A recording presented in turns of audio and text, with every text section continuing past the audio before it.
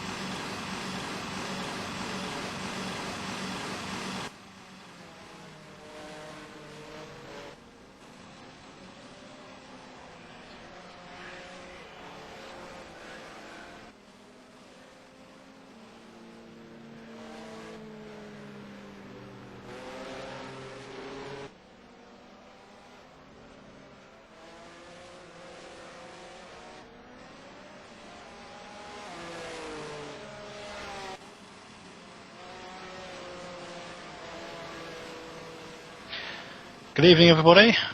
Welcome to the 5th round of the GRC Championship.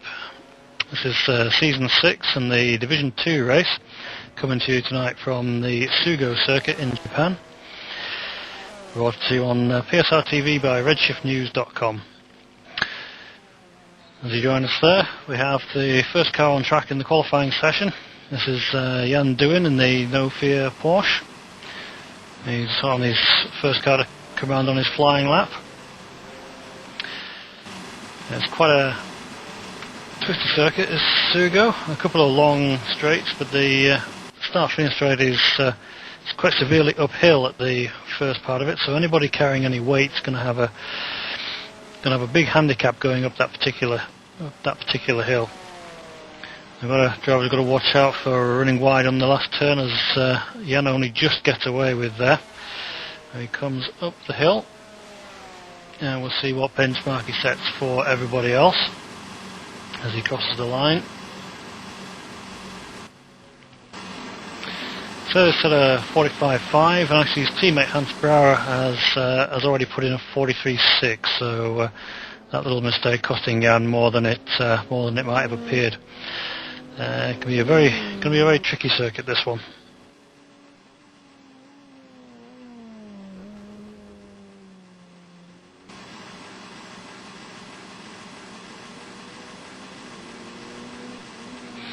Right, we come up with picking up Paul Joseph now as he's coming round, coming down to the final turn, and he's about a second up on pole position at the moment.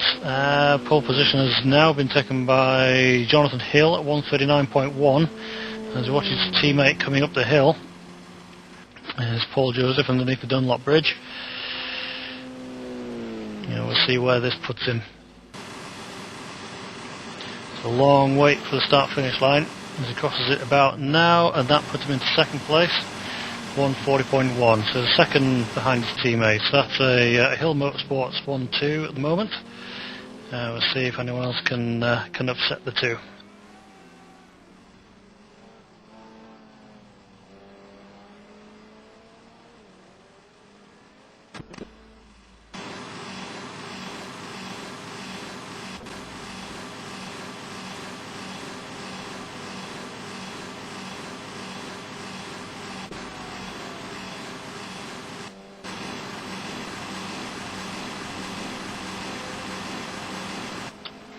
Okay, we pick up Rob Wheatley as he starts his flying lap. So let's run around the lap with him and see where we go from. So he's currently just going around turn 3 there. Now he has to brake very, very hard down to very slow second gear turn that as he comes into the chicane. For maximum time through the chicane, you've got to ride the two curves. That makes it very difficult in the rear-wheel drive cars. Now a quick right-hander, usually often taken in third gear, and then another right-hander leading onto the long downhill straight. That can be either third or second gear. So down the straight, this is where the drivers get one of the only two places to relax on the track, where they build up a lot of speed very quickly, but right at the 100-metre mark they'll be braking into a very, very tight right-hand hairpin, right down to second or perhaps even first gear, depending on how people have got them set up. And now here comes the two left-hand bends, close to 90 degrees, so they're a very quick one. This one's not going quite so well for Rob. He's 1.5 seconds down on the pole position and into the last turn. It's a very, very long hairpin turn, greater than 180 degrees. And he's held it inside the track very, very well. Heading up the hill, this is where the Megane's lighter weight and great straight line speed is going to help him out. And up over the crest of the hill, down the grid, and across the line, and that puts Rob into 5th place. He's going to be over the moon with that. If he can hold on to that place, that's going to be his season best for him. We've still got a lot of drivers yet to set laps in, so we'll see where that puts Rob at the end of the session. Jan 14th.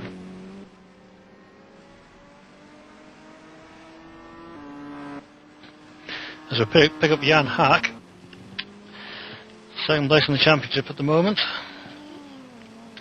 Currently 3/10 down from his first sector as he comes into the very tight downhill hairpin. So he's coming up to the end of the lap. He's going to be going through the second split any moment now, and we'll see where he's got from there. So now 4/10 down, so he's losing a bit of time, and that corner was rather ragged. So is he going to be able to rescue anything into the long final turn? From right, he's carrying about 34 kilos extra weight and puts a wheel off onto the grass, so there's not been a very good lap from him. Let's see where it's going to put him on the grid. Hopefully he's not going to be too far down.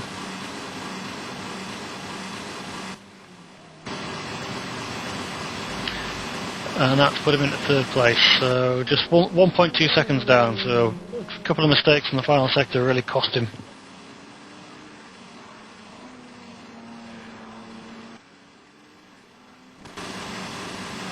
And we pick up Matt Gray now. Matt Gray's current championship leader, and also the one carrying the most weight. He has 58 kilos of weight on his car as he runs down into the downhill hairpin. 0.7 up, I'm hearing off our timing and scoring. Sorry, 0.07 up. So it's going to be a very, very tight run for pole position. 4/10 down, unfortunately, now, and I've lost his timing at the moment.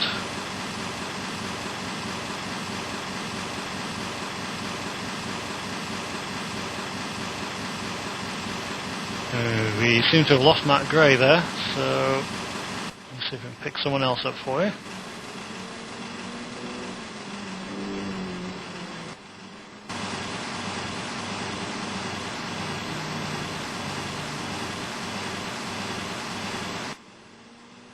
Aid Randall now on his lap.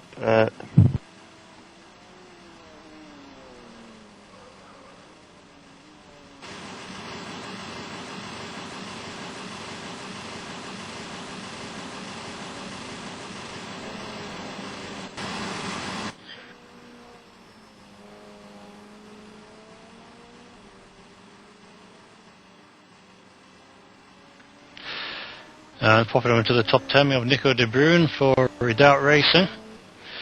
A new team formed into the season.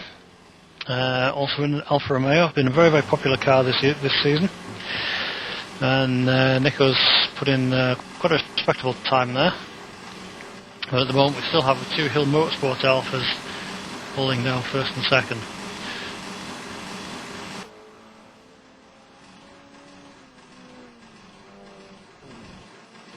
We just have Michael Lamb now popping up to round up the top 10 as we are now time is now expired for qualifying, so this is our grid.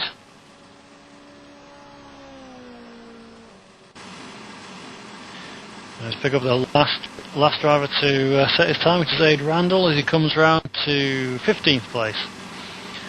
So still acclimatising to his new BMW and rear-wheel drive, and that's quite a respectable time. It's a very, very difficult circuit for the rear-wheel drive cars. Okay, we're going to take a quick break. We're going to have about 3 minutes of warm-up after this session. So we're going to take a quick break, and we'll rejoin you in a couple of minutes' time.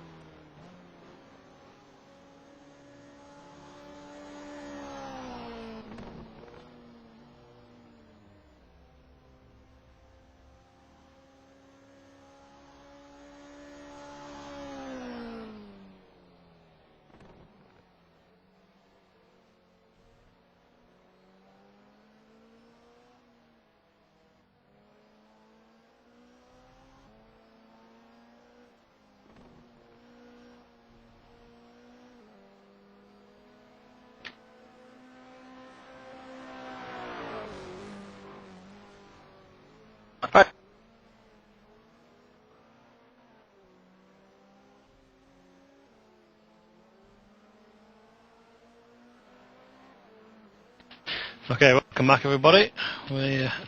So obviously soon have a slight issue with the broadcasting, but apparently we're all back up online. Warm-up has just finished and we're ready to get started for the race.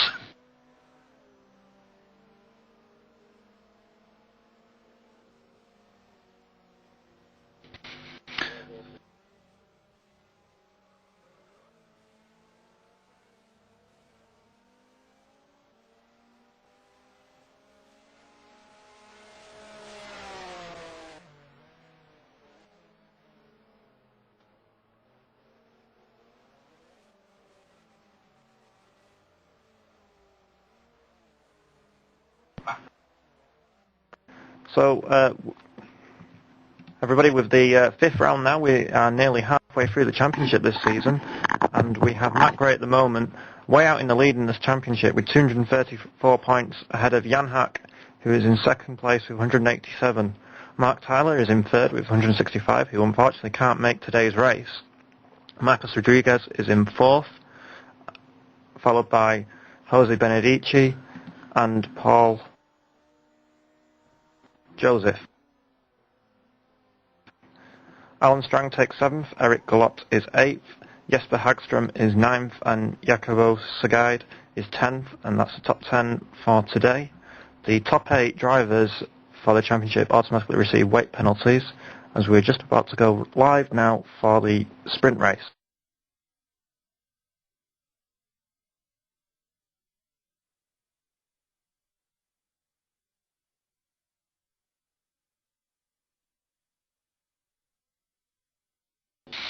Yep, any minute now we should have the cars lining up on the grid for the parade lap.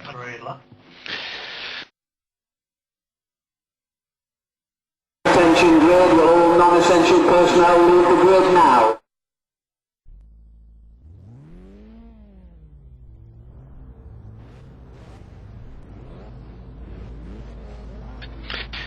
Okay, we've got all the cars lining up. So while doing the formation lap, we can run through the grid. I'm joined in the commentary box tonight by Alex Sauzer, one of the admins of the league. So holding out the front row, we have Hill Motorsports Alfa Romeo 1-2. Slightly unexpected. The drivers weren't expecting the Alfa to be quite so competitive as it's turned out to be. So we have Jonathan Hill in pole, Paul Joseph second, Jan Hack for No Fear Seat in third, David Nafria for an independent BMW in fourth place, Walker Senior for Team Plonk in position 5, Rob Wheatley setting a personal best qualifying position for Team Wheatley's Wheels in 6th, Tyrone Frith for TTF Racing 7th, Mick Duncombe, another personal best in 8th place for Hill Motorsports Megane team, 9th Nico De Bruyn for Redoubt Racing, and Michael Lamb rounding out the top 10 for Torrent Motorsports RedShiftNews.com team. Eric Gillot brings up 11th for Team Ecos and the BMW, Hans Brouwer 12th for No Fear Porsche, and Mikey Mike bringing up 13th place in his independent BMW. If I hand quickly over to Alex to pop through the second half of the grid. We've got Marcus Rodriguez and at Sport in 14th, quickly followed by Aid Randall in his Full House Racing BMW. 16th is taken by Richard Baker for Team Plonk.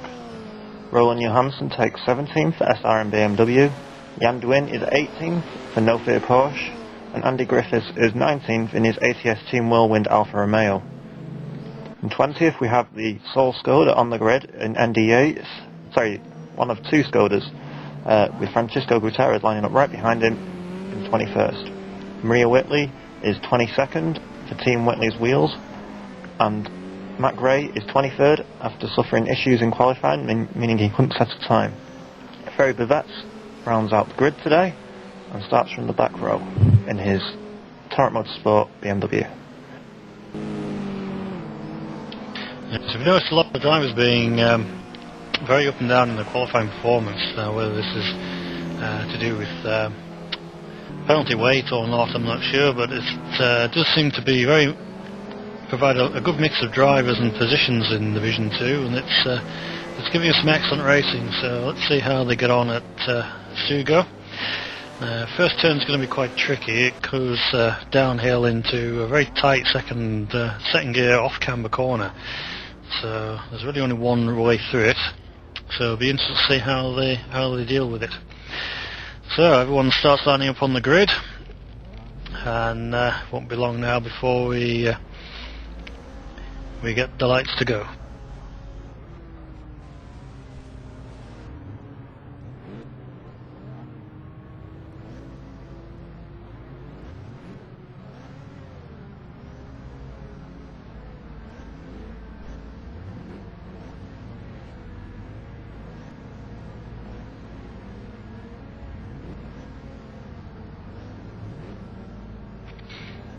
Everybody nearly lined up now, just waiting for the lights.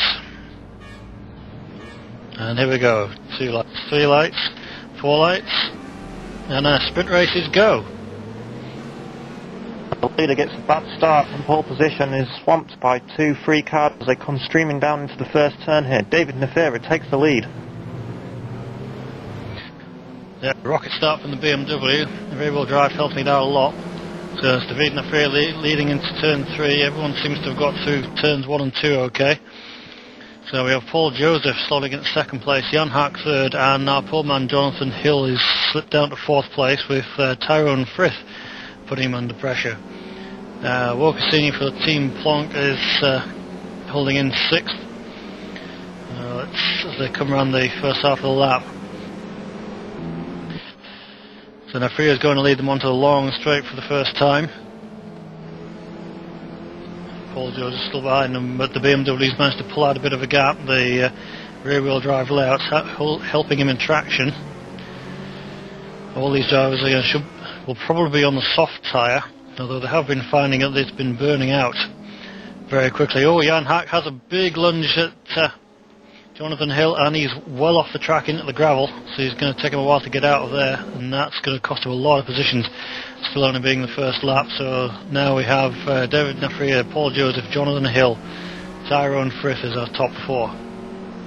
Jan Hack has slotted back down into 8th, and he has Mikey Mike all over the back of him now as they come through the long right-hander final turn here.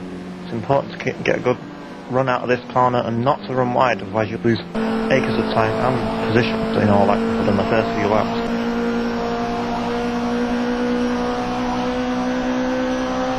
Yeah, we've got a spin from Rob Wheatley, I've heard, so that's a big unfortunate one for him there. He's put him right back down to last. So after a personal best qualifying, he's been terribly unlucky and he's right back down to last place. However, he does seem to have some good pace with a new setup, so let's see how far he can drag himself back up the field. And we have Richard Baker in the pits. I'm not sure why, whether we got a penalty from the start or something like that, but he's been in the pits. He's actually changed tyres. But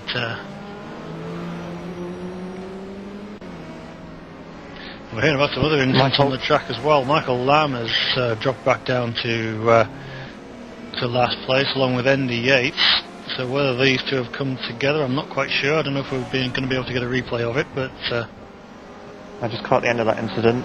Michael Lamb got out of shape going into the second turn and was pointing the other way and caught a couple of other drivers out as they came around the turn and found him in the middle of the track stranded, pointing the wrong way.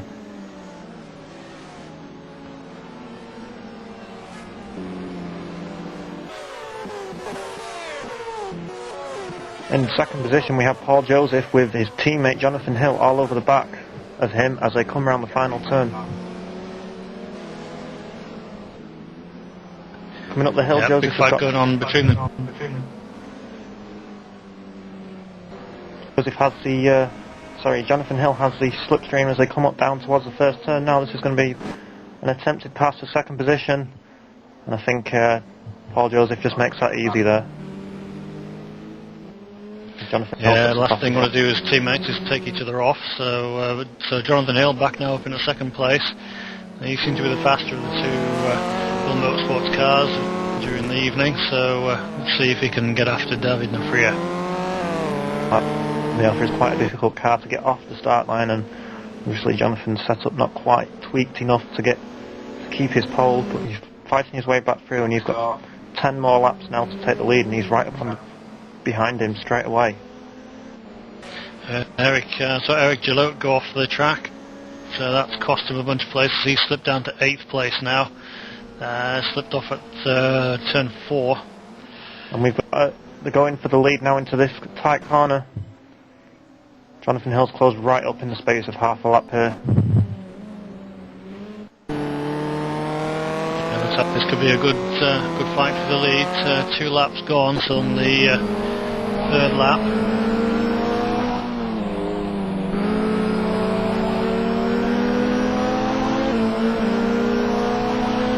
Coming out of the last place, Jonathan's all over the back of David Nafria as we look back from David's car up the hill. Jonathan was able to keep a much tighter line through that final turn there, but David Nafria has managed to plot a gap down the home straight here. Yeah, I'm just checking who's got penalty weight or not. Both of these guys should be clear. The BMW looking good for straight line speed, but Jonathan's closing back up on him as he gets into the turns. Jonathan makes up a lot of time in this first sector here and then struggles to keep it.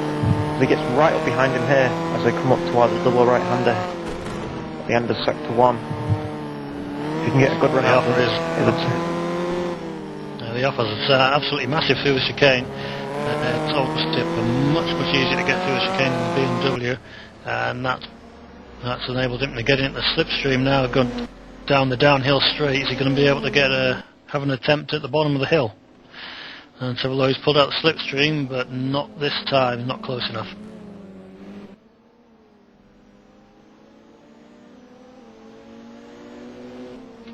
Yeah, we can't forget Paul Joseph, still in 3rd place. He's dropped back a bit from this pair, but can't ignore him. He'll be there to pick up the pieces if these two come together. Once again, he'll ride up behind David Nafria through the final turn. Looks like he's got an excellent, much better exit this time. He's right up behind him. He's already out of the slipstream. Is he going to be able to get past him before the start line even? It looks like he will.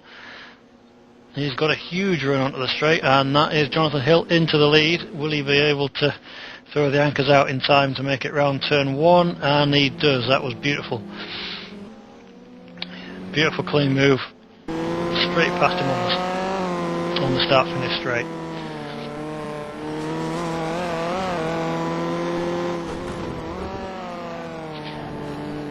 So we look back from Jonathan Hill's car, and that was coming through the first sector of the lap. Through that chicane, the BMW has so much show width, and you can see that David Nafria is not riding the curbs anywhere near as much as Jonathan is. And that's where he's getting most of his speed from. And now as we pick up the battle for position 10, Jan de Win is heading the field behind 4 or 5 cars here now. Mikey Mike just tried to get down the inside into turn 1, but couldn't make it stick. We've got in this train here Jan de Win, Mikey Mike, Ferry Bavette, Aid Randall, Andy Griffiths, Rob Wheatley and Tyrone Firth, who has some damage to the front of his car there as he tries to go around the outside of Rob Wheatley. Yeah, Jan's got quite a queue phone up behind him, so this could be interesting. I think Rob Wheatley caught up to the end of the group, just ahead of Tyrone Firth. So Rob already making positions back up from his earlier spin as they enter the final sector of the lap. And Ferry Bavette thought about having a go at Mikey Mike into the tight hairpin, but wasn't going to pull that one off. He was too far away. The Jan de Win's Porsche is another car that's not been considered the ideal weapon around here. As the new fastest lap set by Jonathan Hill out front, so it looks like he's going to start to stretch the gap away. So Mikey Mike's popped the wheels off onto the grass, and that's going to give Ferry Bavette a run at him. And looks like, yep, Faber Vets is straight through.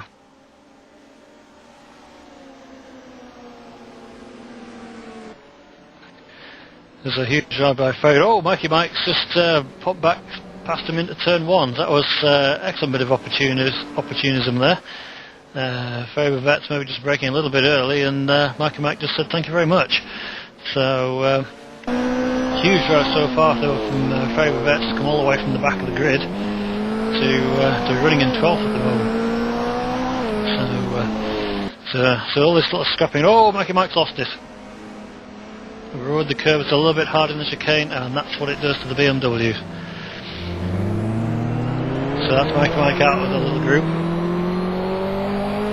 So Jan Duin has got a bit of breathing space now.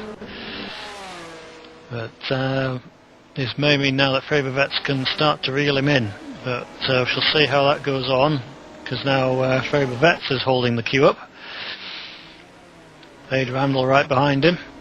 It's a good run from Aid. We had Rob Wheatley had a go at Aid Randall there, but he's that's left Rob facing the wrong way. So a little bit optimistic, but got up alongside, but he maybe locked the back end up. As we now join the battle for positions 6, 7 and 8, we've got Marcos Rodriguez, Eric Galot and our championship leader Matt Gray all in close company. So Matt made even more progress up from the back, so running in 8th place, and this is a tight little battle. Marcos Rodriguez, of course, the winner of the previous televised round at Misano, but currently down in 6th position here. So Porsches and BMWs not getting on as well with this track. We can quite clearly see the differences in the cars here, as the rear wheel drive cars really struggle in the first sector, and the Alfa Romeo climbing all over the back of him there, just allowing Marcos Rodriguez to pull away a little bit of a gap there. And then the Alfa will start struggling now as the second half of the lap, where the corners open up a bit more and suit the rear wheel drives a little bit better.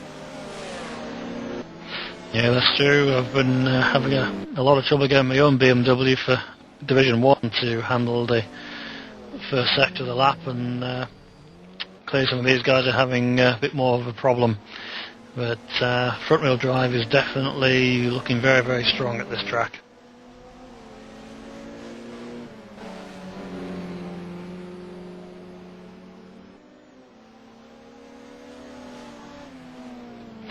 And Paul Joseph up at the front in 3rd place is gaining on David Nafria, so this could be a little bit of a scrap going on shortly. We're just past just completed the 7th lap.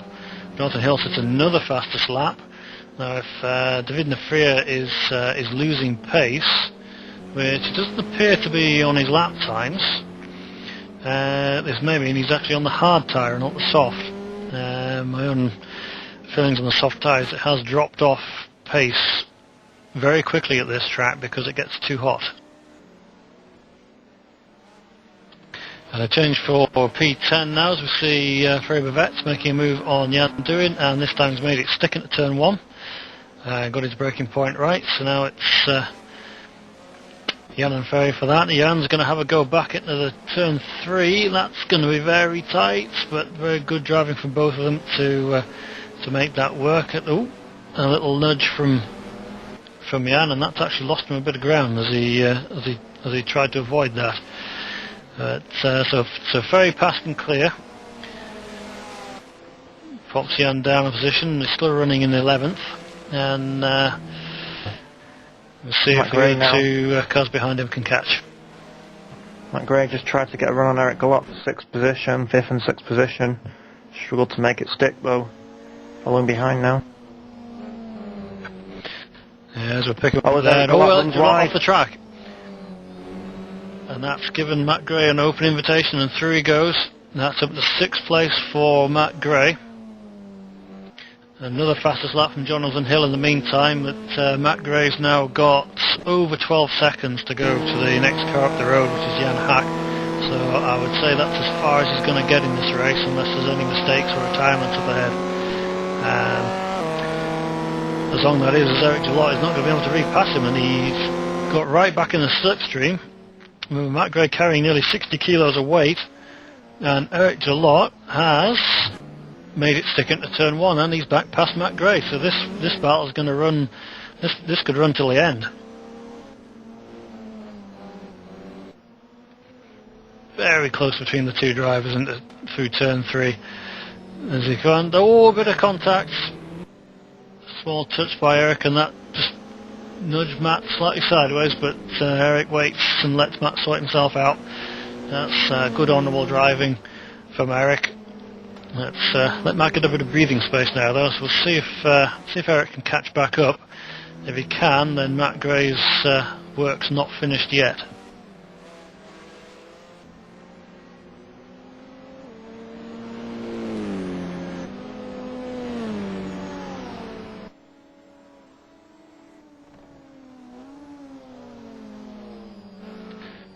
Okay, if we check on up at the front, just coming through to complete his 9th lap is Jonathan Hill. He's now pulled out 8 seconds back to David Nafria, who has still got Paul Joseph closing on him. So as we go into the closing stages of the race, we've got Jonathan Hill first, David Nafria second, Paul Joseph third, Walker Senior for Team Plonk in 4th, who's been quietly doing a very good job. And shortly behind him is Jan Hack in the No Fear Seat, who's recovered from his early mistake. Matt Gray 6th, Eric Jalot 7th, Marcos Rodriguez in his Porsche is 8th, Hans Brouwer for No Fear Porsche is 9th, and Ferry Bavette's running up the top 10 for Torrent Motorsports in the BMW. To demonstrate just how quick Jonathan Hill is at this track at the moment, his best lap is a full 1.4 seconds faster than the next best lap from another driver.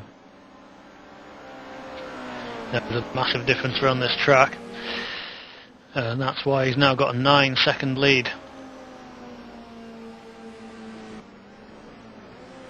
But into the closing stages, Jan Hack looks like he's actually closing up on Walker Senior, so he may be able to have a run for 4th place. Let's see how it gets on in the next few laps. If we look back now to 10th place, we have Hans Brouwer and Jan Duin, the two No Fear teammates. Jan's caught up with Hans. Ferry Bavettes has got past both of them now, so let's see how the teammates will deal with each other here. As they come down, Jan's slightly the faster of the two. Hans has been very quietly putting in some consistent laps. It's not going to be this time. And we have Ade Randall and Andy Griffiths fighting behind them as well. So we've got a number of little battles going on right your way down to the end of the race, as they're coming through to complete their 10th lap. As Hans has just run wide there, and Jan's managed to get right underneath him as they go around this final long turn. Yeah, just trying to see who's got the best exit out of that, and it looks like Jan Duin has got the better one. He's into the slipstream.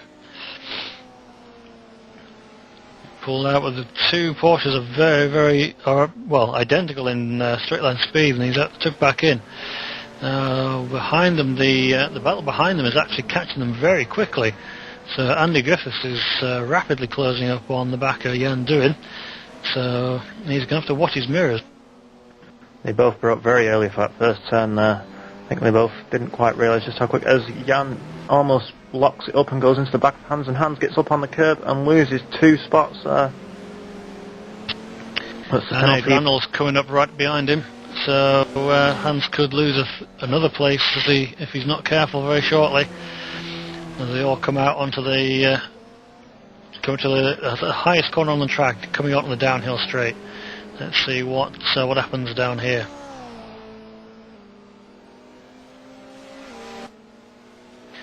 So everyone's going to hold station going down the hill. Hans has got a sniff of a slipstream, but he's not going to be able to make anything stick there, although he's holding to the inside. Just trying to keep the attention of Andy Griffiths, see if we can just tempt a little mistake out of him.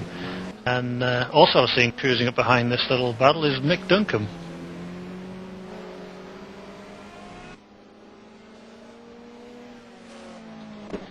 Right, get news of an incident with Eric Gelote. I think he tripped over a back marker, so he's been off the track again. So that's Eric down to 8th place. He's lost place to Marcos Rodriguez in that. Okay, so leader is now on his last lap. It's coming down the long infield straight on lap 12. He's now got 10 seconds over David Nafria, who was also pulled out a little bit more from Paul Joseph. So barring any accidents or retirements, this is going to be it.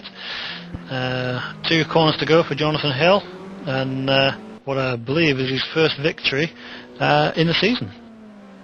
Walker Senior's close right up behind Paul Joseph here. There's only just over a second behind him as Paul Joseph runs wide and completely misses the apex coming into the penultimate turn now.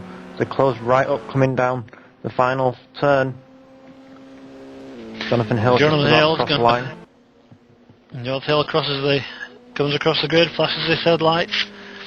He's going to be overjoyed with that, a thoroughly deserved victory. And as I said, I think that's his first victory in the GRC Championship Series. David Nafria picks up 2nd place. Paul Joseph, an excellent 3rd position, with Walker Senior and Jan Hack right behind them. So they had actually closed up pretty well. Matt Gray is going to come across for 6th position from the back of the grid, an excellent result. A massive drive from Matt Gray. Marcos Rodriguez and Eric Gelote are going to the 9th, and looks like Jan Duin is going to make it round to pick up the final top 10 spot. Just going to cut in on you there. Hans Barrow's got Mike Duncombe all over the back of him 13th as they come out the final turn, and Matt McGann has got an awesome run out that final turn. He's just shot past him on the straight and he's going to take 13th on the line.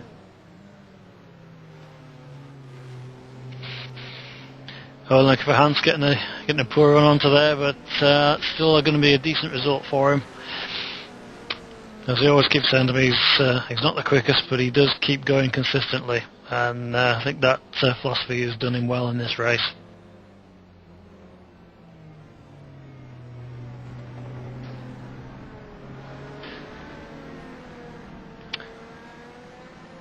So after an excellent sprint race, that bodes well for our feature race coming up. By the looks of lap times, it's been hard to say who's been on what tyre. Jonathan might have been on the soft, but I suspect he was just on the hard tyre and was able to back off at the end. But for sure in the feature race, I think everyone's going to be on the harder tyre. And may get the odd one in gambling on the softs, but I don't think it's going to be a very popular choice.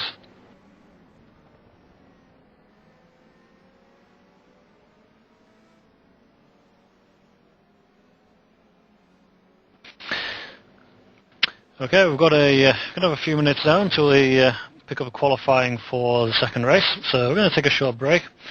So if you've been joining us shortly, this is the 5th round of the Gentlemen's Racing Club Championship Season 5, coming to you from Sugo, Japan, brought to you on PSR TV by redshiftnews.com.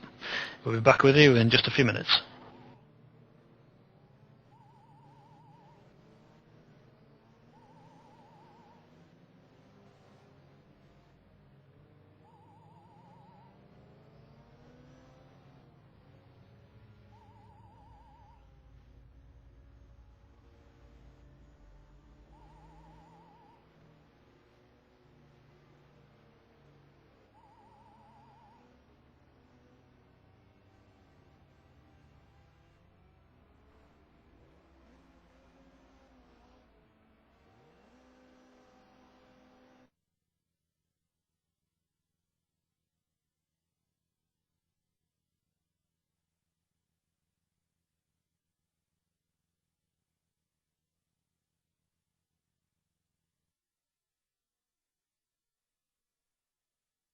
Attention grid, will all non-essential personnel leave the grid now.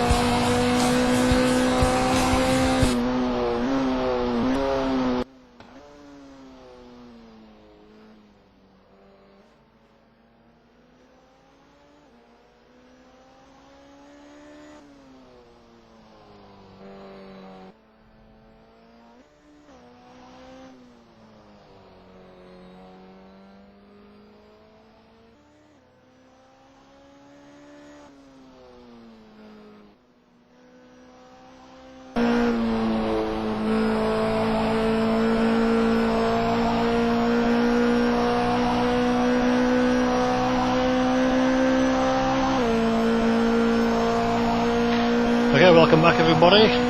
We're just starting the qualifying for the second race as we ride on board with Ferry Bavette.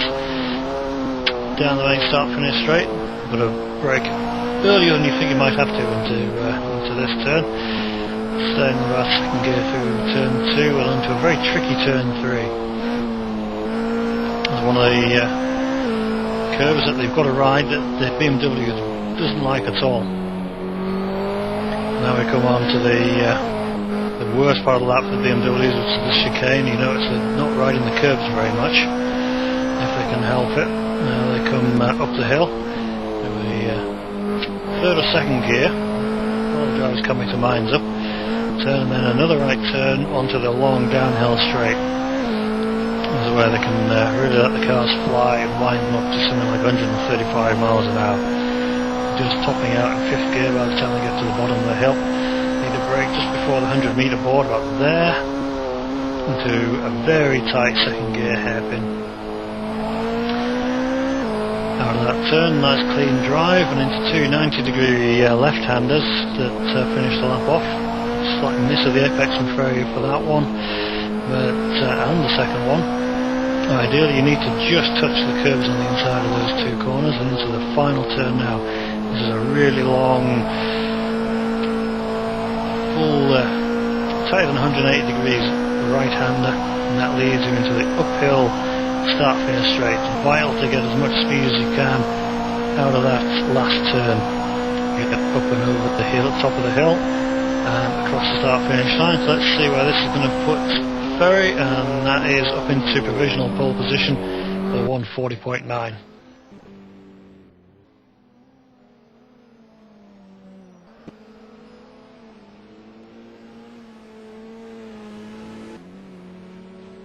As we join you on board now with Jonathan Hill, he's just started his fast lap, and he obviously got pole position and the race win and the fastest lap, so a triple there in the last race for him as he comes through the tight first sector through the chicane and heading towards the first split time. Andy Griffiths has just popped up into provisional pole position with 140.5, so that's getting quite close to where Jonathan Hill scored in the first qualifying session, but Jonathan's in the middle of his lap now. Let's see how he does. So 3 tenths up on Andy Griffiths. So this looks like it's going to be a comfortable pole run, but it's a very tricky circuit, and a very small mistake can cost you a surprising amount of time. Comes through, there's 2 fast left-handers now. Quite tricky to get these right. You've got to, as soon as you hit the apex, put the power on down as quickly as you can in these forward-wheel drive cars. This final turn, incredibly tricky to get right. 1.1 seconds up now over Andy Griffiths, as Paul Joseph just sets the fastest time. He's still a good 9 tenths up on him as he comes up towards the finish line now for what will surely be provisional pole, as he's had no misdemeanors in the last sector so far.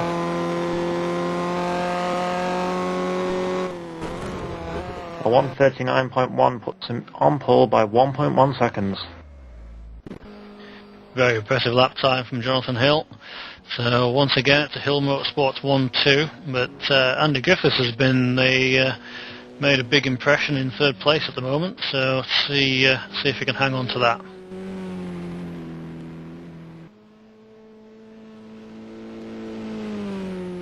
And coming up for the last turn now is Walker Senior. He was top 5 driver from the first race.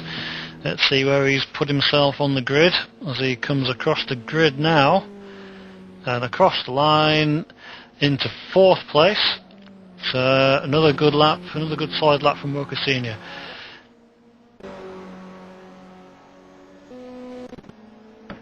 We join you now with David Nefera as he comes towards his first split time. He's took 2nd place in the sprint race, and he's already a full second down. He runs extremely wide through the corner leading onto the back straight, which is a vital corner to get right. You have to get the exit just right to carry as much speed as you can down this hill.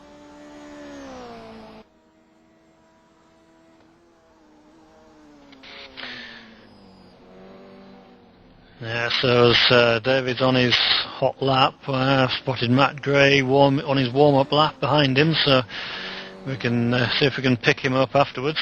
David at the moment is 1.7 down, so it's not looking like such a good lap for him. To see where this puts him, he could be down in something like 6th or 7th place on the grid with this one, but let's see if he can rescue anything through the final sector. The last turns has looked fairly smooth. Let's see how much speed he's been able to carry through it as he comes over the top of the hill. Comes up down to the line.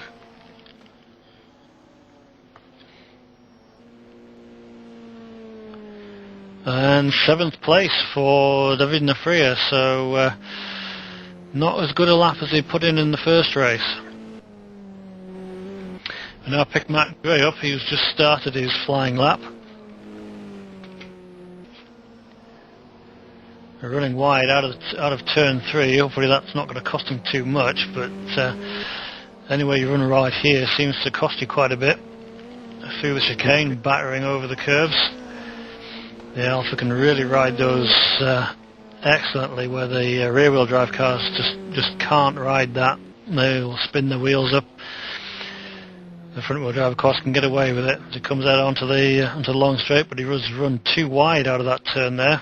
David Nafria getting out of his way. And now on his cool-down lap. Matt Gray's 2/10 up at the moment on pole position, so remember he's carrying nearly 60 kilos of weight, so this is, if he does get near pole position, this is going to be very impressive. Downhill is not going to bother him too much with the extra weight. But running wide again off one of the last left-handers, and again on the second one, so he really is pushing hard, but that could be costing him precious time. Coming into the last turn, he's hit a very nice tight line, and this is where his weight is going to hurt him up this hill. It is very, very steep. It may not look it on the TV angles, but it is very steep. And comes up to across the grid, and let's see where this is going to put him. I think this could be a top 5 for sure. And it's a 2nd place, only half a second down on Jonathan Hill. Very impressive drive from Matt Gray with all that extra weight.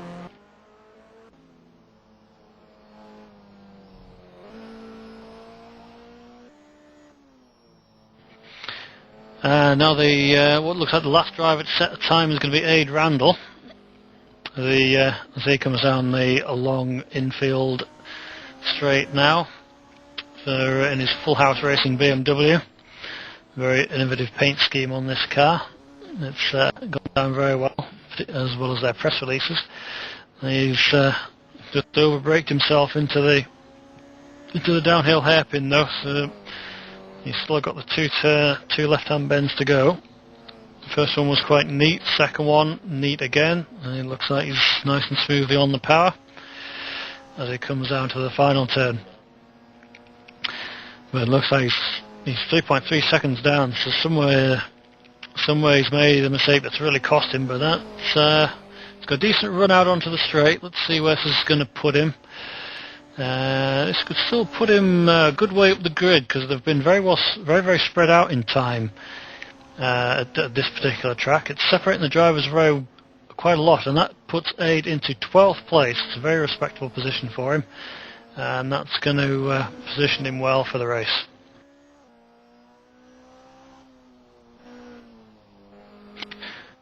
So, with everybody finished, our top 10 reads Jonathan Hill for Hill Motorsports, taking up pole again, but this time Matt Gray behind him for Redoubt Racing.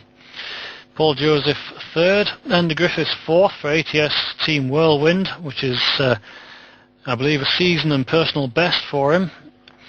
Walker Senior in 5th for Team Plonk, Ferry Bavette 6th for Torrent Motorsports, redshiftnews.com. Mick Duncombe again impressing with 7th place for Hill Motorsports Megane team, with David Nafria in the independent BMW in 8th, and Michael Lamb for Torrent Motorsports Redshift News in 9th, and Tyrone Frith rounding up the top 10 for TTF Racing in his BMW. So it looks like we're set for a very good and entertaining feature race. We'll see what it has in store for us.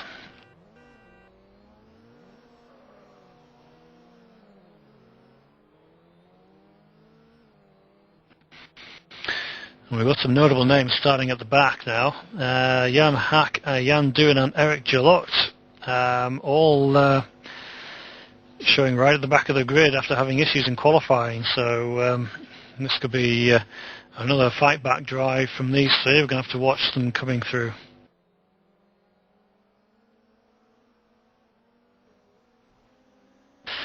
Okay, so we've got a couple of minutes to go now until they grid up. So we'll take a short break again, and we're back with you there. So watching the Gentlemen's Racing Club Season 5 Division 2 race from Sugo, Japan, brought to you on PSR TV by redshiftnews.com. Be back with you in just a couple of minutes.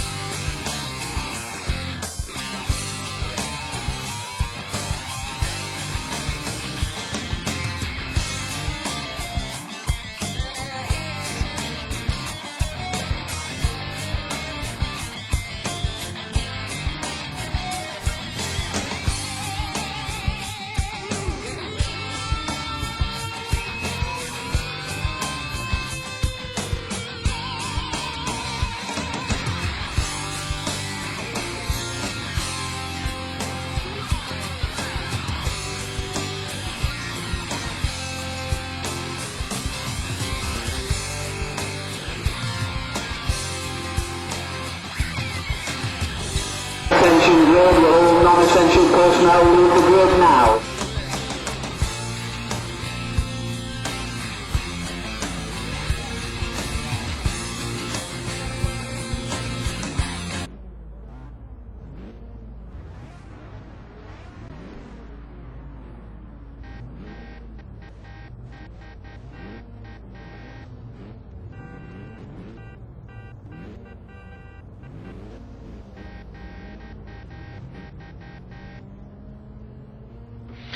Okay, welcome back everybody. As you join us with the cars lining up and just setting up for their parade lap now. This is for the feature race from Sugo, Japan, the Division 2 of the Gentlemen's Racing Club. As we see Jonathan Hill leading them round in from pole position. New experience for him on the sprint race. He's never had to lead them round from pole before, and now he's doing it twice in a row. And just to add to his pressure, he's got Matt Gray, the championship leader, right behind him. Paul Joseph, his teammate, is third on the grid in the second Hill Motorsports Alpha. Andy Griffiths in a huge season best and I think lifetime best grid position in fourth place for Team ATS Whirlwind in another Alfa Romeo, and to make it an all-Alpha top 5 is Walker Senior for Team Plonk. Faber Vets is the first non-Alpha on the grid for Torrent Motorsports, Redshift News in the BMW. Mick Duncombe bringing up Hill Motorsports again in the McGann team in 7th. David Nafria in 8th place in an independent BMW. Michael Lamb bringing up 9th in the second Torrent Motorsports BMW, and Tyrone Frith 10th for TTF Racing in another BMW.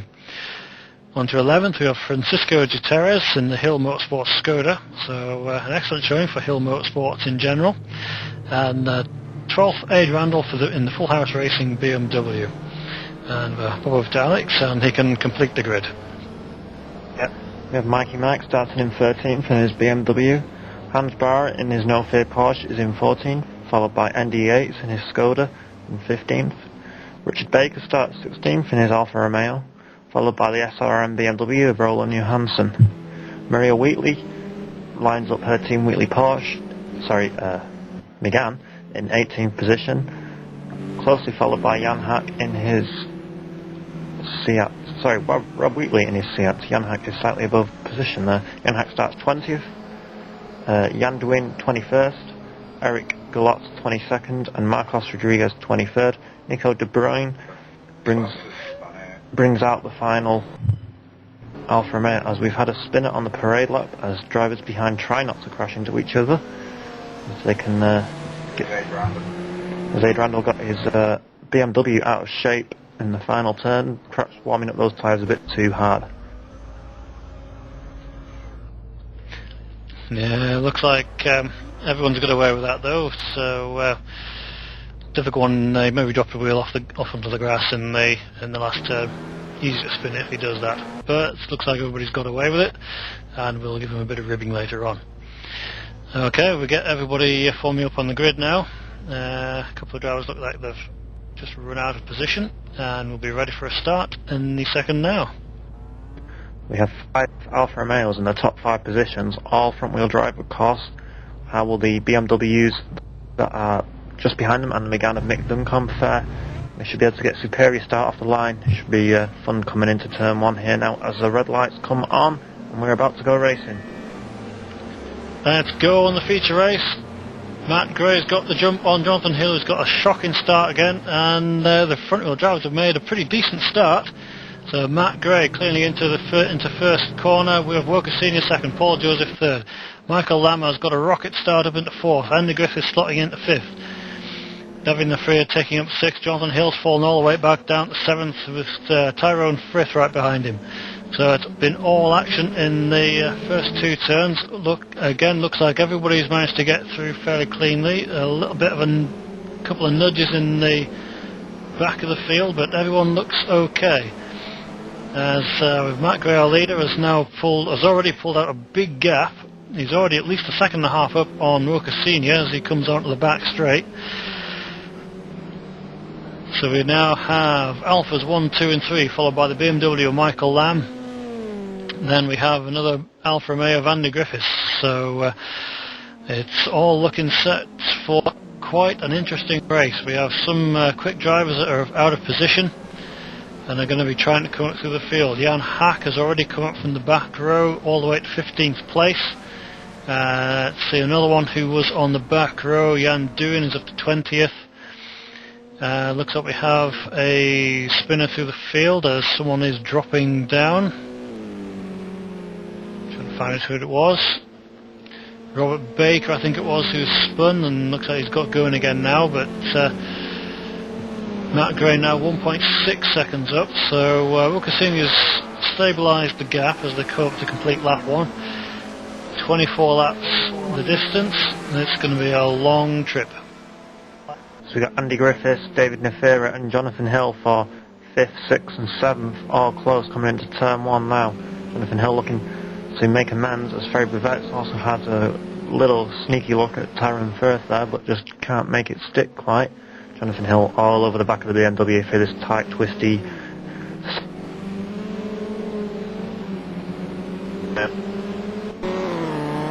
Defending himself from David Nefria. Jonathan Hill right such back of him.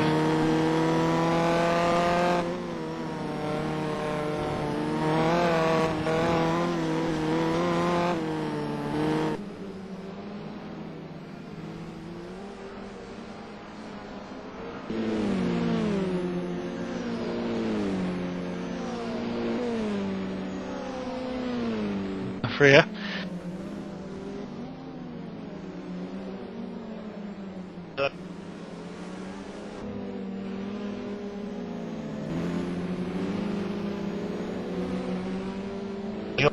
Be running the half distance split, but we'll never know until they actually do it.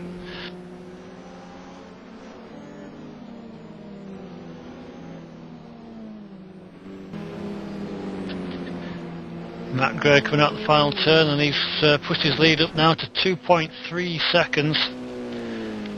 As we get our first flying lap time, let's see what kind of laps he's running. A 140.4, so a very quick first few laps. Paul Joseph has actually got past Wilkesini now into second place. I didn't see where that one happened. And now we have Andy Griffiths setting the fastest lap, 140.3, so Andy's on the move already. So it looks like the extra weight is holding Matt Gray back, but Andy Griffiths putting in a storming drive so far. As Jonathan Hill once again closes up through the chicane, has to get on the brakes to prevent himself going into the back of David Nefera there. Perhaps he needs to be a little bit more reserved on the entrance to get a better run on the exit.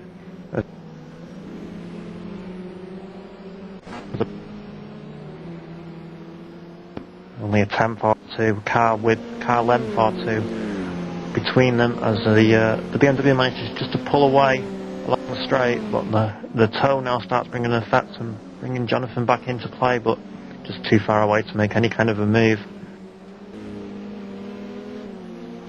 Yeah, it's going to be backwards and forwards this one. I can see this little group are staying very close to each other. And looking back at Wilkes Senior, he's now got Michael Lamb all over the back of him, so this could be Michael lining Walker up for a pass down the main straight. Let's see how he takes the final turn, and he's closing in. Looks like he's going to get a good exit if he doesn't run too wide. He may still be able to pick the slipstream up the hill. It depends how Walker's gone defensive, trying to break the toe.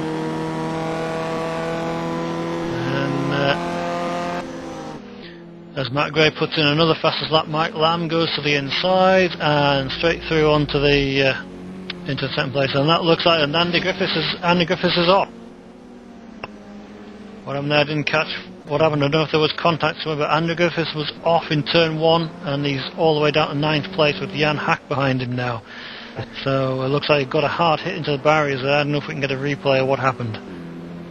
Looking at the marks on the grass, it looks as though he got a slight tap from behind and the car got out of shape. Have to get a replay to confirm that though. That's put him down to 9th.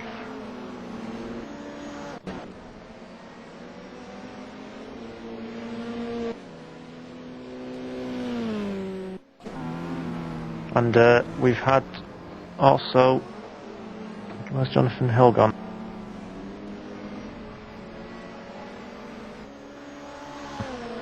Pardon me, that is still there in 5th. Closing down now on Walker Senior as he's managed to clear David Nefera at the same time that Andy Griffiths had trouble. Okay, I think we've got a replay of the Andy Griffiths incident.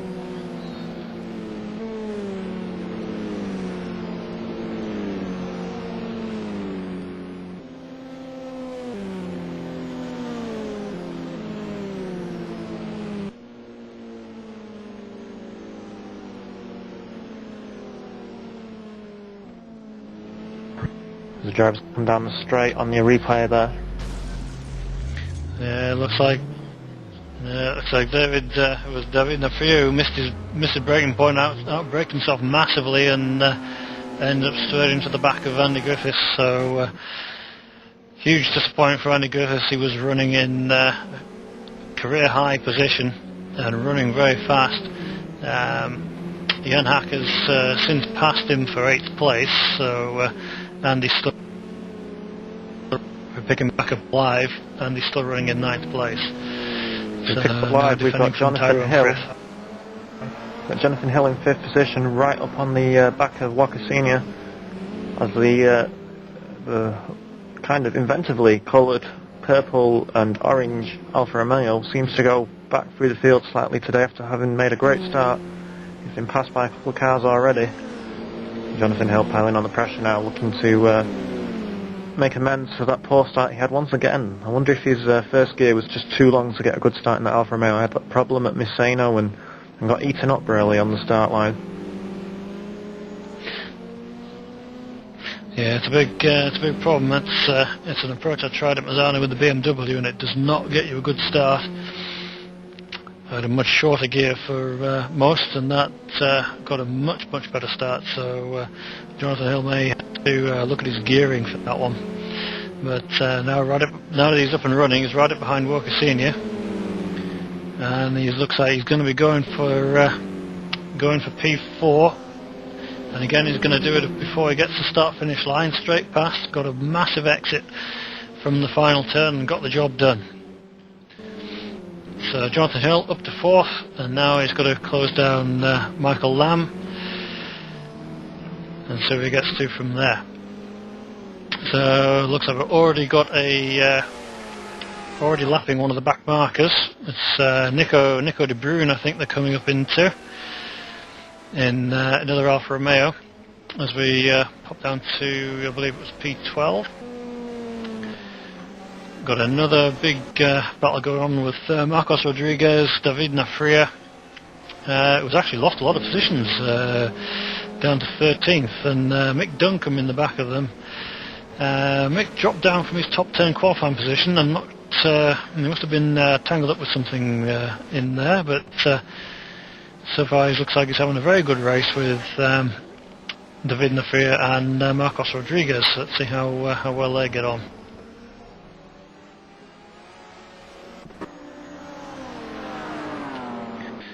And now up to P8 we have Jan Hack all the way from the back of the grid, remember, and he's caught up to Francisco Gutierrez in the Hill Motorsports Skoda, who's got himself rather sideways at the bottom of the downhill straight, and that's got Jan Hack right up onto his tail.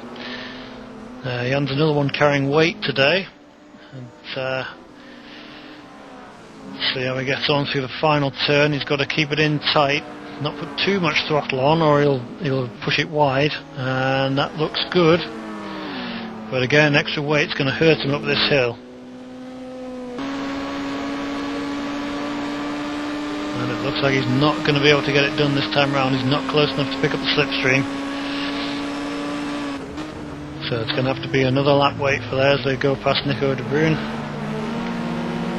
But it looks like Francisco outbraked himself slightly into turn 1, and that's brought Jan Hack right back up onto his tail. So Jan Hack piling the pressure on, trying to get an opening. So far so good from Jan Hack. 6 laps completed and he's up to 8th position, so he's got an excellent chance of getting up into the top positions in this race, depending on his strategy. and that's one of the Torrent Motorsports BMWs ahead of them. That's Ferry Bavets. He's obviously had an off somewhere, and they're right on him now. So this could be interesting. Three of them in each of the slipstream, going down the downhill straight. This could be interesting at the bottom. Let's see if Francisco's going to have a go, and he's pulled out of the slipstream. He's going to have a try, and he's got an overlap. It's going to be very tight, and he has got through on Ferry Bavets, and Jan Hack is right behind them. And yep, Francisco's made that move stick into the next turn. Now they have the second of the fast lefts and the final turn to go. Jan Hack having a look on the inside at the last turn. That's not going to work. It's far too quick. He's now got to get a good exit and get right on Ferry's tail. And here's the come, and Jan has got a good slipstream. And we've got battles going on all over the track.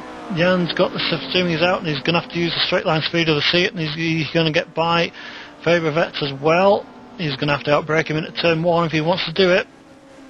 Here they come, and he has done it. He's made it stick. So 2 cars past Ferry Bavets. So what could have been a very small mistake has cost him dear. If we have a look at the P3, we have another battle going on. Jonathan Hill has caught right up to Michael Lamb now, and these two are now coming onto the long downhill straight as they've passed one of the Whitty's Wheels cars who's gone off there. So right in the slipstream for Jonathan Hill. Michael Lamb's gone defensive, pulls the inside, and Jonathan's going to poke him down the outside, but no, he's not going to get it done there. He's going to... So the next best chance for Jonathan Hill now is going to be out of the final turn and down the main straight. But he's on the inside of Michael Lamb into that. That doesn't usually fit, but they've just made it through. Good driving by both the drivers. They're dropping Walker Senior off at the moment.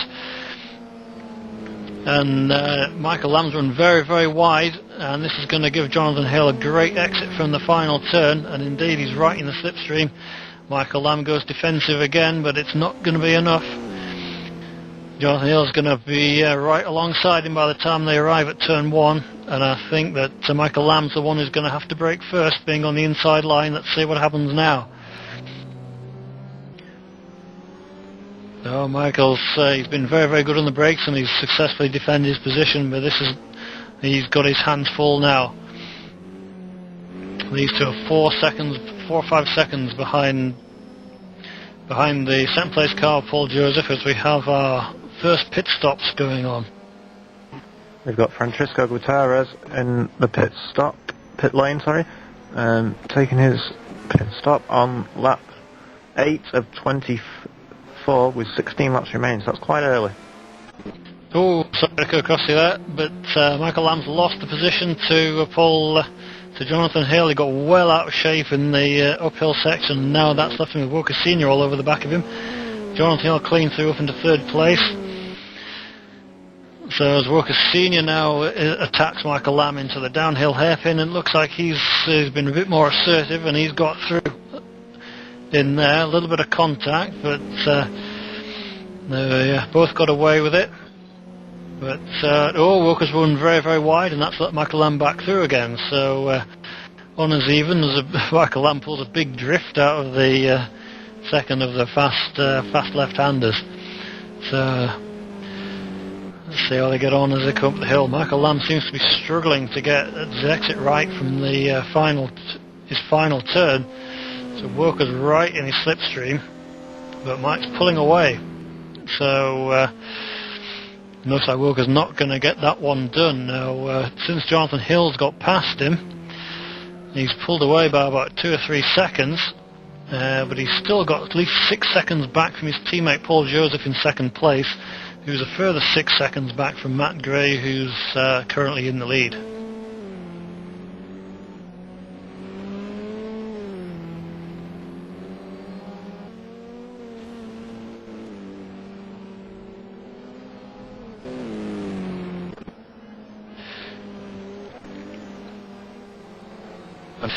I'm just saying Eric Gillot have a bit of an off in between the first and second turns, and looks like that's caused quite a bit of damage to the front of his car. He's now slipped down to 11th place with Taro and Frith right behind him. So slight mistake for Eric Gillot there, and that looks like it's taking the front splitter off his car, so that'll be giving him quite a bit of understeer to contend with.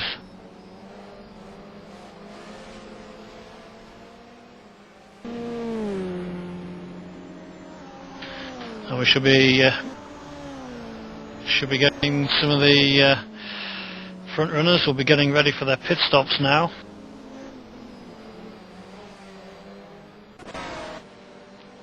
And now in the 24 lap. We'll have a look at the. Sorry about that, Alex. We're having a look at battle for P13 at the moment. Mick Duncombe and Jan Doohan. I guess they've been going at this for a couple of laps now. And Mick Duncombe runs a bit wide, and that's Jan Doohan through. Let's see how Mick gets on there as Jonathan Hill sets the fastest lap. He's setting off in pursuit of his teammate Paul Joseph, and he's already cut nearly a couple of seconds out of his advantage.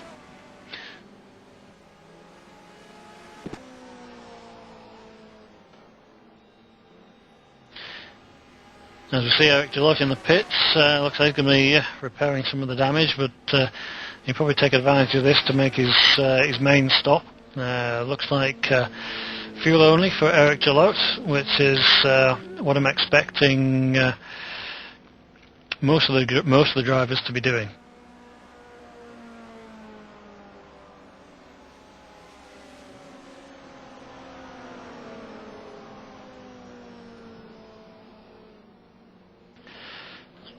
And back up to the battle for second position. Paul Joseph now has Jonathan Hill, his teammate, right with him. They've both slipped to 9 seconds behind Matt Gray. And so it's now the Hill Motorsports battle for second place. And again, Jonathan Hill gets a very good exit from the final turn, and this could be job done on his teammate for second place. Indeed, here he goes again, straight through. Paul Joseph obviously not going to fight too hard against his teammate, as it's always the golden rule of being teammates: don't take each other off. And through goes Paul. I guess the question now is if he can close down that 9-second gap to the leader with a full 13 laps out of the 24 still remaining. It's a big ask to close the 9 seconds, but he's still got half the race to do it. And if he's been lapping as fast as he is, then there is every chance of him doing it. He's been, now that he's got into clear air, he's been lapping nearly a second faster than Matt Gray up ahead, so he could do it. We're getting word that Michael Lamb has had a spin in the first sector of this lap, and that has put him down behind Jan Hack in the standings at the moment. Yeah, Jan Hack showing a great comeback drive from the back of the field. He's 24 seconds behind the leader, so that's probably getting on for nearly a full pit stop. But it's still going to get him net him a very high position in the race if he carries on this way and doesn't make any big mistakes. He's sort of catching up to Walker Senior though, so he considerably be able to pinch that place off him.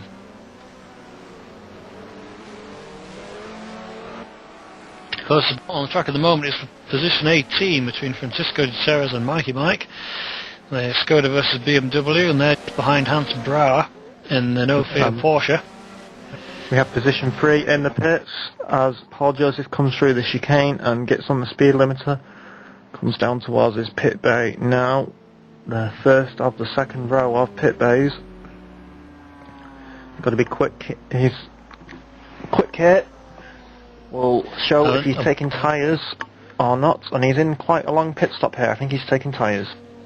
Yeah, Paul's taking tyres as well as fuel, so that's going to be a long stop. It's going to 14.9 second stop. So let's see what the first two are going to do. They're already through. So we may be expecting Jonathan Hill in. Matt Gray now in quite heavy traffic, and he's lost a good bit of his lead. He's lost a lot of his lead, in fact. He's only 4 seconds ahead of Jonathan Hill now, and this traffic's rather been holding him up. So as he goes past, I think it's Aid Randall and Roland Johansson. Aid Randall showing quite a bit of damage to his car, so obviously been involved with an incident somewhere. But that's cost Matt Gray quite a lot of his lead. He's down to only 3 seconds. So yes, indeed, he had a very slow lap the last time round, and Jonathan Hill took nearly 3 seconds off him. Now Jonathan Hill got quite heavily boxed there as well, just the same. I wonder if the Matt Gray into the pits. Matt Gray's into the pits. Coming through there, I'm going to keep an eye on him as he comes into the pits there and see how long his stop is. If I figure him right, he may be taking fuel only. Let's have a look and see what he does. And it is a fuel only stop. This is going to be a quick one. Interesting to see if Jonathan Hill also changes tyres as his teammate did. Yep. And Matt Gray on his way out of the pits now. 10.9 second stop, so that would be fuel only for until the end of the race. So the last one to pit now is going to be Jonathan Hill. Ferry Vet into the pits now.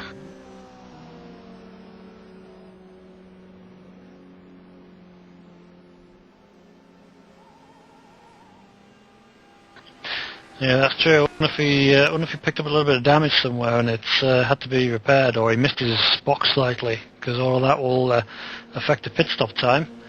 Just keeping an eye on our race leader. 20 seconds off of Ferry Vet, so that sounds like a tyre change or damage repair. As Jan Quinn gets out just alongside him, as they feeding back in and out into the traffic with Francisco Gutierrez just in front. Yeah, Jonathan Hill coming through the last turn now. Let's see if he takes into the pits this lap. He's staying to the inside of the track, so it looks like he's due for his pit stop. And in he comes. So our leader Jonathan Hill into the pits. So let's see what he's going to do here. If he changes tyres, he's going to end up well behind Matt Gray.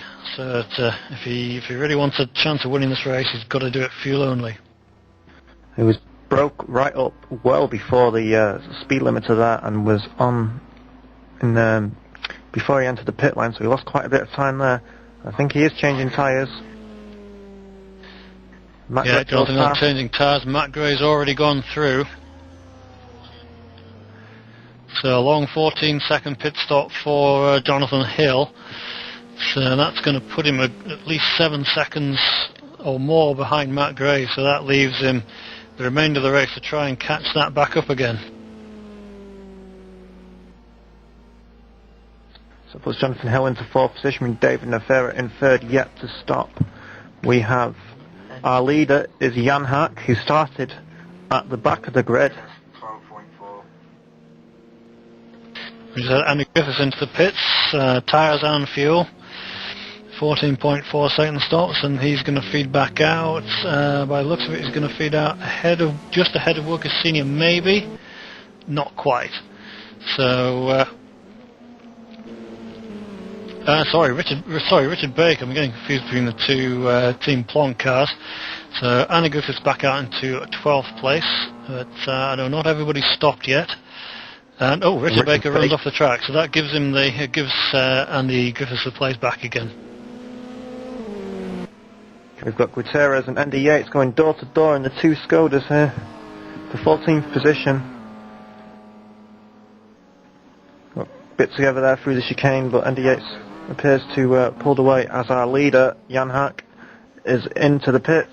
Jan Hack managed to lead a lap, which is quite an achievement when you consider he started last. Jan pulls up to his garage, and it looks like fuel only for Jan Hack. So this could save him at least 7 or 8 seconds. That was a very quick stop.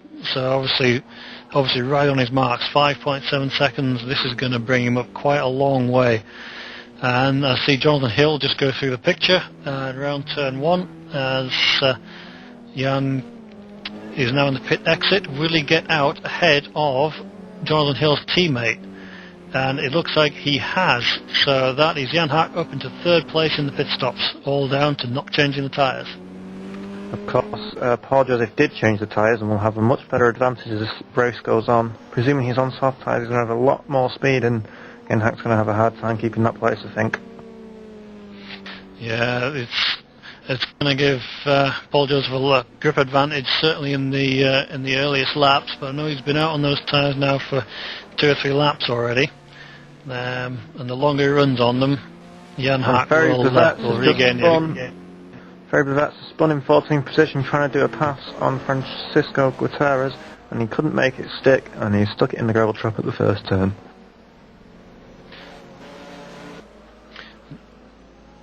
Now it could take him a while to get out, as Mick Duncombe has also had a spin, and he's just recovering there now. We've got a race in the pit lane.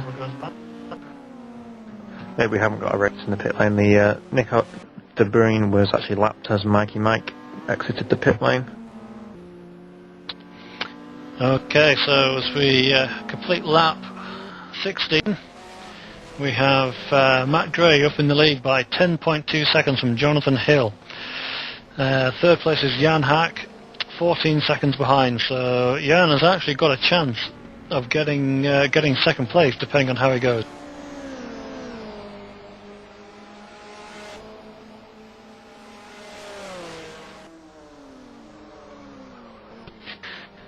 Bad news for Hans Brouwer, involved an incident at the start of the long straight. He's lost his rear wing off the car.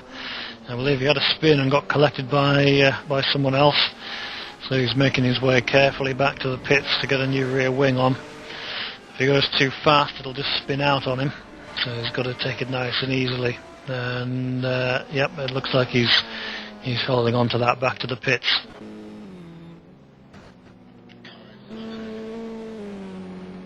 And meanwhile, up at the front, Jonathan Hill has just lopped 2 seconds off Matt Gray's lead. So Jonathan Hill is really flying. 1:38.9 last lap. Matt Gray has been lapping in 1:40s. So this is looking like it's going to come down to a bit of a battle at the end for the win. So it's not all over for Matt Gray yet.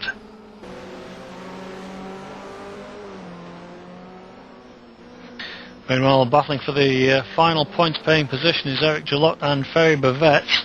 Eric's still sporting a bit of damage on the front of the car, but Ferry Bavets has caught back up to him. So again, this is for the 15th and final points of the race. Both these drivers have had a very, very busy race so far, and both won the 2 points that's on offer. Look quite evenly matched at the moment, so we'll keep an eye on this little battle and see who comes up. But here we go. Ferry Bavets punts one down the inside, a little bit of contact. Still side by side on the exit because Eric cuts back, but no, Ferry has taken the position. Both of them running wide off the fast left-hander. But oh, big slide for Ferry, and that has let Eric back through. Well caught by Ferry Bavets. That could have ended in disaster very, very easily. And I think I spot an incident that's happened up ahead. That's Andy Yates' Skoda that's off. I saw his bumper flying onto the track, so I'm not sure what happened to Andy Yates, but that puts them, both Eric and Ferry, up another position. It's like Andy Yates got out of shape on the exit of the turn and crashed into the barrier.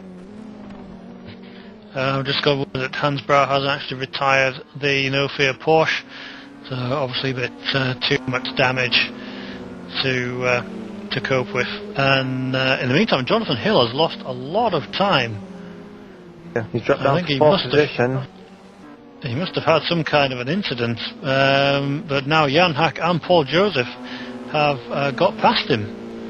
So somewhere Jonathan Hill's had a big off somewhere. He's trying to recover, and he's catching back up to Paul Joseph. He was closing up on Roland Johansson, and I wonder if he misjudged him when he was making his way past the back marker. That's quite possible. He's catching up very, very quickly back to his teammate. He was battling with Jan Hack, but Jan Hack's pulled out a couple of seconds, so that one looks like this has gone away. But Jonathan's catching his teammate right back up again. So it could be Jonathan against Jan Hack for second place. And does his teammate let him go through.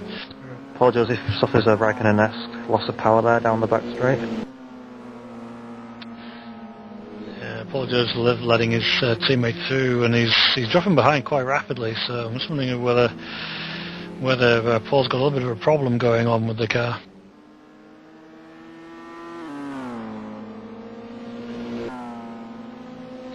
Right, so now everybody's settled down from pit stops. I think we've had all the pit stops that we're going to get. We're just going to quickly take you through the field.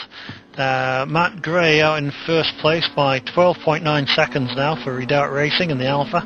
Jan Hack second for No Fear Seat. Jonathan Hill third for Hill Motorsports, followed by his teammate Paul Joseph, both in Alphas. Fifth place is Walker Senior for Team Plonk in another Alfa Romeo, followed by the two BMWs of Michael Lamb and David Nafria. Andy Griffiths has recovered back up to 8th position for Team ATS Whirlwind, so making up a little bit for his unfortunate start of the race. Marcos Rodriguez is behind Andy Griffiths in the Airnet Sport Porsche, and Tyrone Frith in 10th for TTF Racing. Francisco de Terres in 11th for Hill Motorsports Skoda. Jan Du in 12th for No Fear Porsche. 13th Richard Baker for Team Plonk, and Eric Gillot behind him for Team Ecos. Faber Vetsk is in 15th for Toro Motorsports.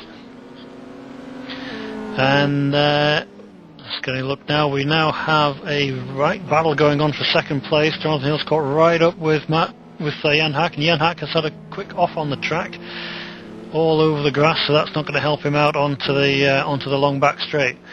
Let's see if Jonathan Hill can pick up the slipstream and see it as he comes down the hill.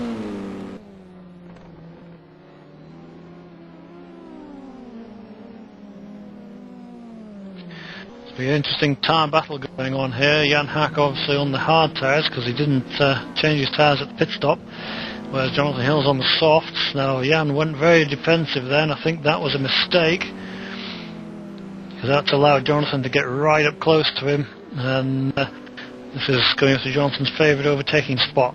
He gets a really good drive out of this final turn, particularly with the soft tyres on. It's getting him a lot of traction, much more than Jan Hack's been able to get, and now Jonathan Hill is right behind him. He's going to pick up the slipstream coming down the straight.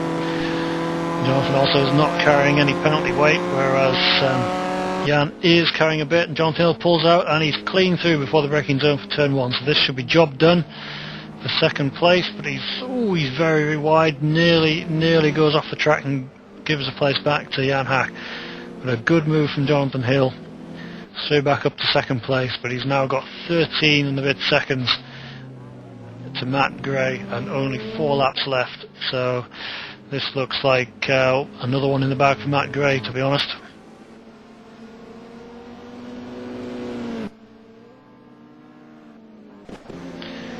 They'll go to Matt Gray, and he's caught up a bit of lap traffic again. Looks like Mikey Mike's BMW. So let's take a look at how Matt's been lapping. He's been steadily into the 1 minute 40s.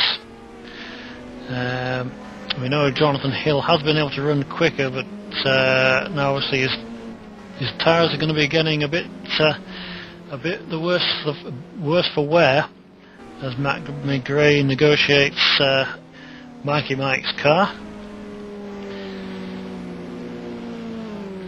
We look back to Jonathan Hill, and he's pulling out very quickly from Jan Hack. So unless Jonathan's tyres go off a lot, looks like Jan Hack's not going to catch him.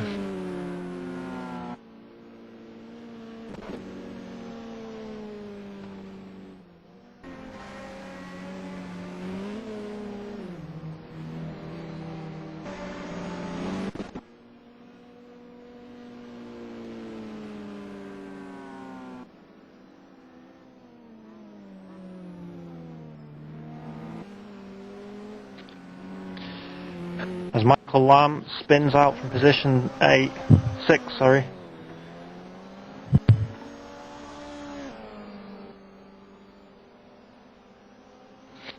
He's back underway. He's still got a bit of breathing space from Andy Griffiths, who's in 8th place, but lost a lot of speed, and I think that's Aid Randall going down to unlap himself. So we'll see how long it takes him to get up to speed. Actually, Andy Griffiths has taken a good bit of time out of Michael Lamb there, so Mike's going to have to watch himself. If he makes any more mistakes like that, then Andy Griffiths is going to be straight past him. We'll just get a quick look at lap times for the two. Andy Griffiths has been plodding steadily along in the 141s as he now comes up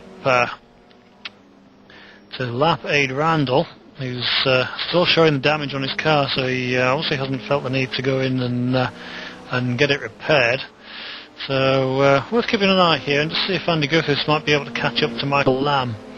He's only a couple of seconds behind, so he does have a bit of time to do it in the race. As leader's now on his 23rd lap out of 24. There's an outside chance. Let's have a look. Jonathan Hill is closing the gap, but it's not going to be anywhere near quick enough, unfortunately. He's got the gap down to 9 seconds. So with just the 2 laps remaining now, the field's quite spread out here as this feature race comes to a close now. We've got top 10 quickly bring you through the field. Matt Gray has led pretty much from the start, managed to get the jump and has kept that all under control really. Jonathan Hill looked like catching him briefly at the start, but then he had a problem which meant that he dropped back down behind the following cars of Jan Hack and also his teammate Paul Joseph. He's managed to get past them and looks like second place. It's all wrapped up for himself. Jan Hack has come through excellently from the back of the grid to take 3rd and the final podium position, presuming he keeps it all tight now that I've just given him the kiss of death, of course. As he very nearly, as I say that, loses it down to the tight right-hander. Paul Joseph is completing an excellent meeting for his team there as the Alpha Hill Motorsports, as he is in 4th position presently. We have Walker Senior in 5th and David Nefera in 6th, who took the 2nd in the sprint race. Michael Lamb is in 7th, fending off the challenge from Andy Griffiths at the moment, but this battle is as Michael Lamb gets slightly out of shape in the braking zone, getting closer and closer now. We've got Marcos Rodriguez in 9th and Tyrone Firth in 10th, Francisco Gutierrez 11th, Yandwin 12th, Eric Galot 13th, Ferry Bevet's 14th, and Rob Wheatley is presently on for a point if he can keep this together for one more lap after this in 15th place.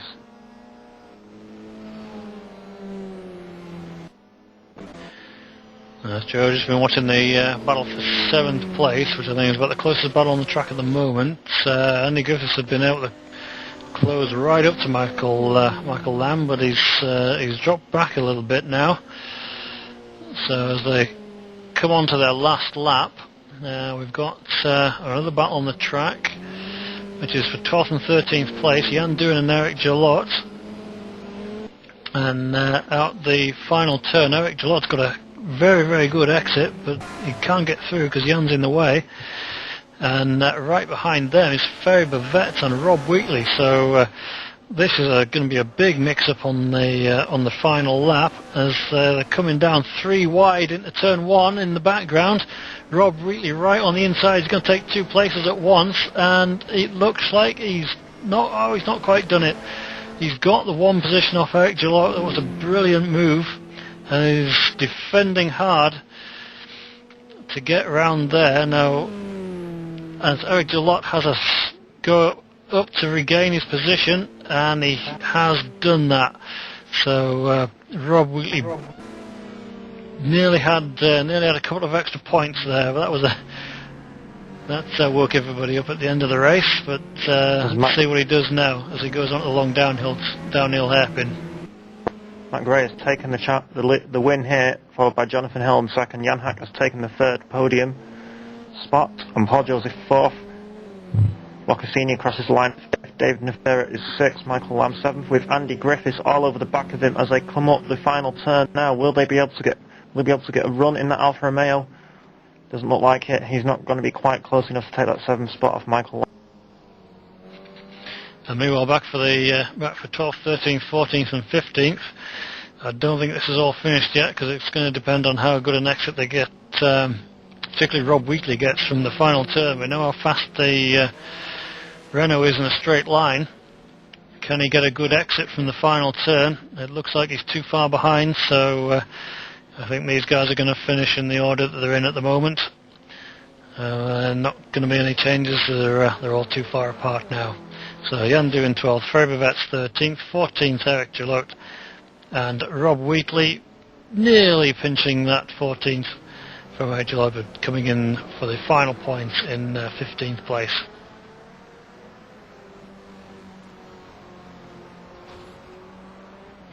So congratulations to Matt Gray after a commanding victory by just under 5 seconds in the Redoubt Racing Alpha. Jonathan Hill picking up second place for Hill Motorsports after a very, very strong meeting for him. Jan Hack, brilliant third place from the final row of the grid. And Paul Joseph, Jonathan Hill's teammate in Hill Motorsports, bringing in fourth place. Fifth for Woka Senior for Team Plonk. David Nefria bringing sixth place in his independent BMW team, with Michael Lamb 7th for Toro Motorsport, Andy Griffiths 8th for ATS Whirlwind. I believe a season best for them. Marcos Rodriguez in 9th for NX Sport, and Tyrone Frith rounding up the top 10 for TTF Racing BMW.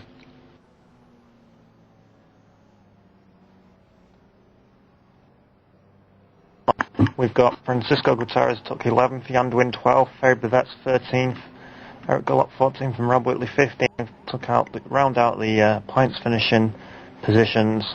The remaining drivers all finished a lap down. Mick Duncombe, Richard Baker, Mikey Mike, Andy Yates, Aid Randall, Roland Johansson, and Nico De Bruyn rounds out our finishers. Hans Brouwer and Maria Wheatley failed to make the finish.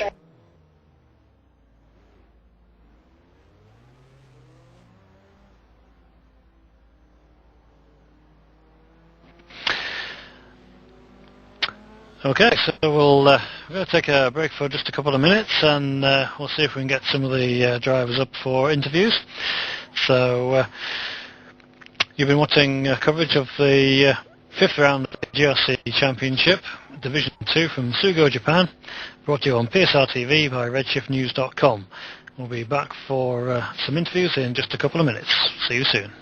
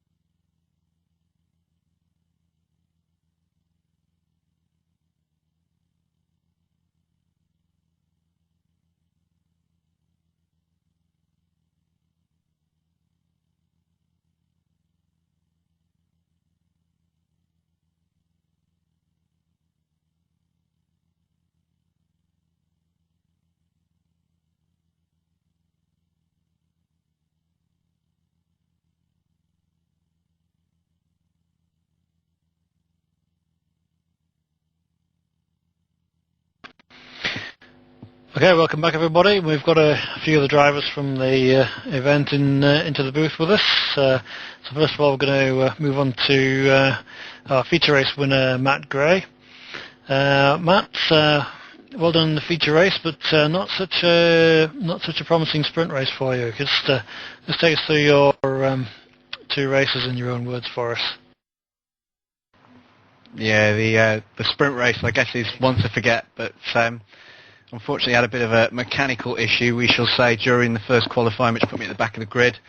I managed to fight my way to 6th, so a bit of damage limitation. I was quite happy with that.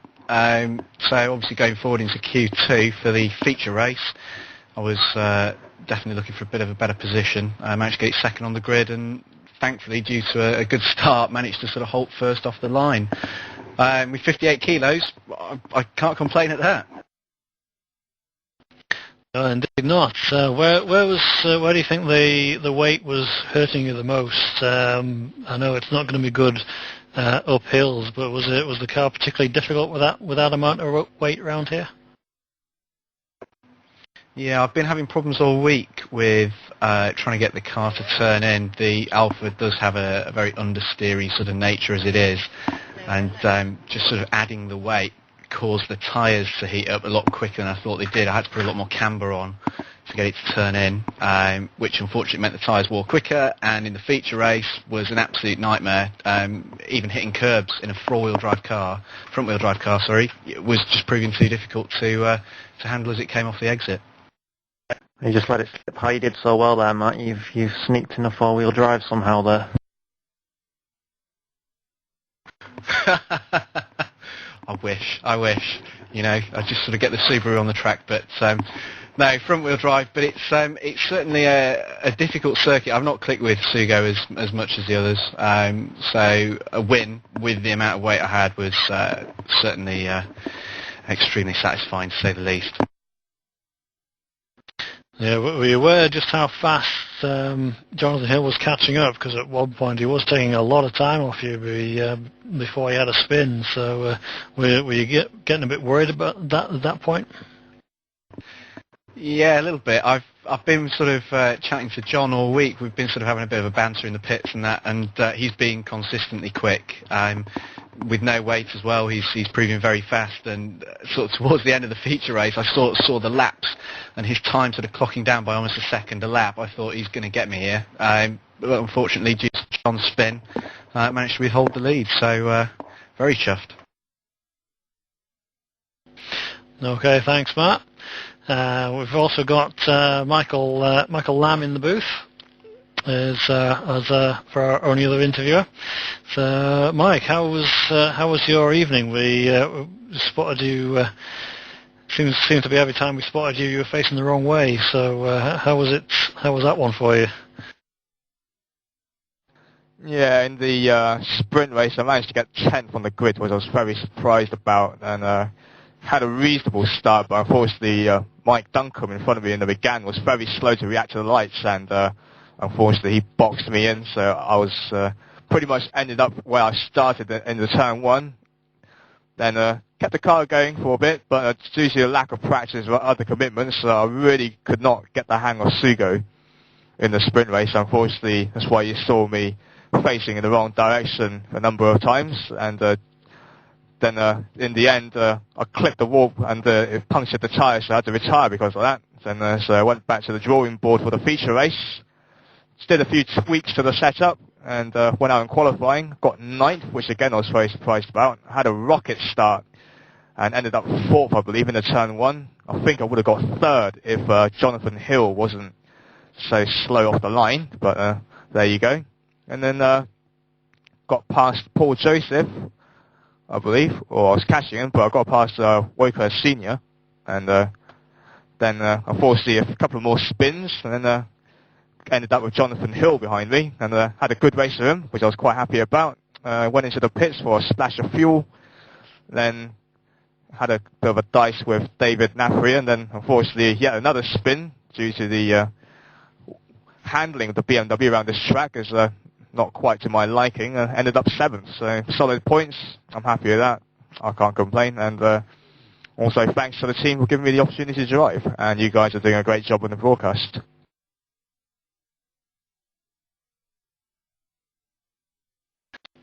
Okay, thanks, Mike. Alex, have you got any questions for Michael before we finish off tonight? Not really. Well, congratulations on managing to battle through with that BMW. It certainly looked like it was a handful to manage over those curbs. I'm sure the Division 1 guys will be finding that out next week for themselves. Oh, definitely, especially the first chicane. And all I can say is that if Mike can keep the car on the track for a full 12 and 24 laps, then I'll put my hat down to him. Well, we'll do our best. Okay, and I think it's time to wrap up our broadcast for tonight. So thanks all for watching. It's been a very exciting evening of racing on PSR TV. So if you join PSR Radio later on tonight for the Opinionation, unfortunately that's 10 p.m. Eastern Time in the USA. Unfortunately, that's early morning for those of us in the UK and Europe, but that shows a lot of fun. So we see you again next week for the coverage of the Division 1 event from Sugo. If it's anything like the Division 2 race, there's going to be an awful lot going on. So catch you next week for more racing on PSR TV. See you then.